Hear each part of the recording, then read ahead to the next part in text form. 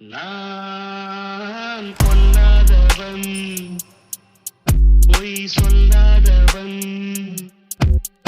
என் நெஞ்சத்தில் வஞ்சங்கள் இல்லாதவன், வீணம்புக்கும் சண்டைக்கும் செல்லாதவன், என் நெஞ்சத்தில் வஞ்சங்கள் இல்லாதவன், வீணம்புக்கும் சண்டைக்கும் செல்லாதவன், கைகட்டி வாய் மூடி யார் முன்னும் நான் நின்று ஆதாயம் தேடாதவன், ஆதாயம் போல் வாழ்பவன்.